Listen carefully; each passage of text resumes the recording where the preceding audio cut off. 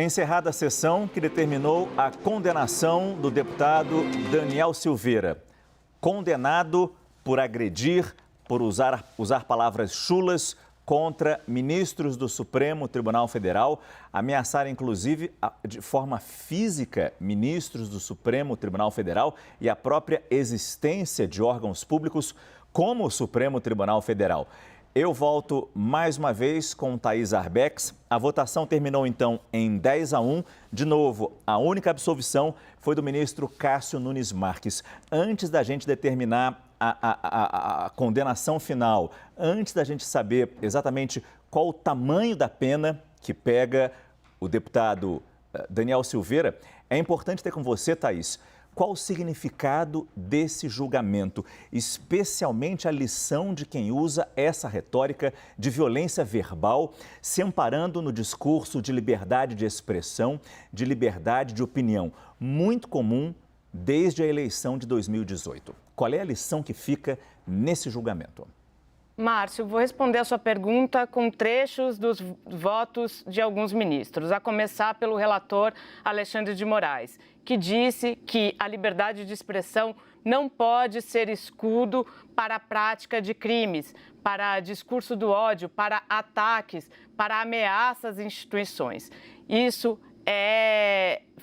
resume o que foi esse julgamento, o que representa esse julgamento.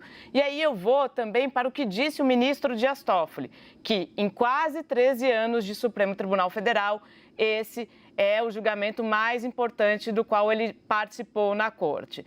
Márcio, é uma defesa da instituição, é uma defesa do que estabelece a Constituição Federal, é uma defesa da preservação dos poderes, porque havia, por parte do deputado Daniel Silveira, um certo deboche da justiça. Assim disse o próprio ministro Alexandre de Moraes em várias decisões que ele deu ao longo desse processo.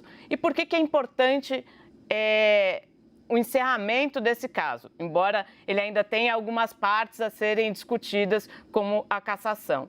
O fato é que agora há uma definição. A gente não vai mais ver situações como a que ocorreram recentemente, em que ele usou a Câmara dos Deputados como uma espécie de refúgio. E ali, aquela posição, aquele comportamento do deputado causou mais um incômodo entre o Legislativo e o Judiciário. Então, do que a gente está falando aqui? Vários ministros fizeram questão de ressaltar isso. Estamos julgando, estamos falando sobre democracia, sobre Estado de Direito democrático, sobre, acima de tudo, a defesa da Constituição. Não estamos condenando opinião, não estamos falando de liberdade de expressão. A imunidade parlamentar, Márcio, isso alguns parlamentares sempre dizem lá no Congresso, ela te coloca liberdades, mas ela precisa ter um limite, ela não é ilimitada.